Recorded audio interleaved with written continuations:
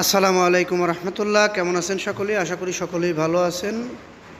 একীভূতকরণে 5 ব্যাংকের যেসব গ্রাহকদের টাকা আগে ফেরত দেবে সরকার বা আগে ফেরত দেওয়া হবে বলে জানানো হয়েছে, সেই সব গ্রাহকরা কারা, তাদের জন্য এই নিউজটি খুবই গুরুত্বপূর্ণ এবং মহা সুখবর বলতে পারেন। কারণ এতদিন পরে আপনারা আপনাদের টাকাটা একবারে ফেরত পেতে যাচ্ছেন।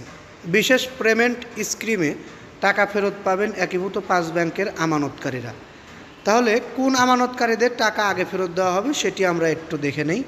পাঁচলি ইসলামী ব্যাংককে একীভূত করে দেশের সবচেয়ে বড় ব্যাংক গঠনের প্রক্রিয়া শুরু করেছে বাংলাদেশ ব্যাংক।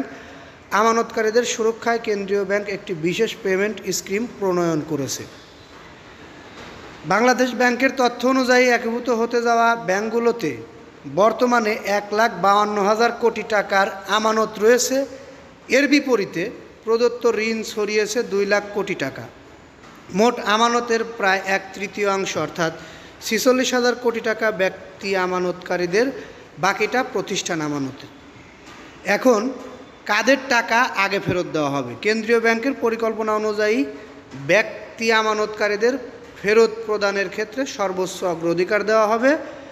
2 লাখ টাকার মধ্যে আমানত থাকলে তা বিমার আওতায় দ্রুত ফেরত দেওয়া হবে। অর্থাৎ যাদের ব্যাংকে, অর্থাৎ এই 5 ব্যাংকে 2 লক্ষ টাকা রয়েছে, তাদের আমানত টাকাটা সবার আগে ফেরত দেওয়া হবে।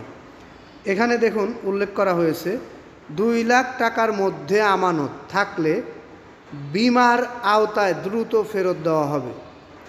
2 লাখ টাকার বেশি হলে ধাপে ধাপে ফেরত দেওয়া হবে। টাকা যতই হোক সমস্ত টাকাই ফেরত দেওয়া হবে, তবে যাদের আমানত রয়েছে 2 লাখ টাকার বেশি, তাদের টাকাটা একটু ধাপে ধাপে ফেরত দেওয়া হবে, তবে এর সময়সীমা এখনও চূড়ান্ত করা হয়নি। আমরা এই বিষয়টি জানতে পেরে সবচেয়ে বেশি খুশি হয়েছি, কারণ যাদের ব্যাংকে 2 লক্ষ টাকা রয়েছে তারা কিন্তু আসলে একটু নিম্নবিত্ত লোকজন হয়ে থাকে, তাদের টাকাটা অতি প্রয়োজনীয় বলে আমরা মনে করি।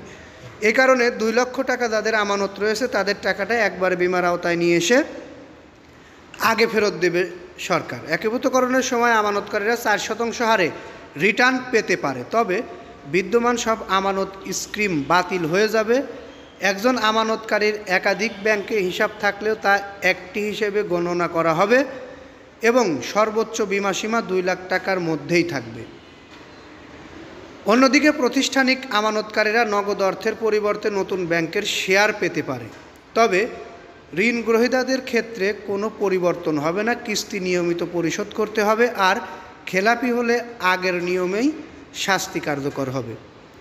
আশা করি আপনারা বিষয়টি বুঝতে পেরেছেন। এই বিষয়ের উপরে আপনাদের যদি কোনো প্রশ্ন থেকে থাকে অবশ্যই আপনারা আমাদের কমেন্টে জানাবেন, আমরা সেই প্রশ্নের উত্তর দেওয়াবো, অথবা পরবর্তী নিউজে এই প্রশ্নের উত্তর দিয়ে আমরা আরেকটি নিউজ তৈরি করব। সেই নিউজটি পেতে হলে কিন্তু আপনাকে অবশ্যই আমাদের চ্যানেলটি সাবস্ক্রাইব করে বেল বাটন অন করে রাখতে হবে। বিশেষ করে যারা ধৈর্য সহকারে এতক্ষণ নিউজটি শুনলেন তাদেরকে বলবো আমাদের নিউজটিতে একটি লাইক দিয়ে দিবেন, কারণ আপনারা জানেন আপনারা একটি লাইক দিলে আমাদের পরবর্তীতে নিউজ তৈরি করতে ভালো লাগে বা আমরা আগ্রহী হয়ে থাকি। যাই হোক, এই নিউজটি আমি আর দীর্ঘায়িত করছি না, পরবর্তী নিউজে আরও কিছু বিস্তারিত তথ্য নিয়ে আসবো। এই বলে এখান থেকে বিদায় নিই। আসসালামু আলাইকুম।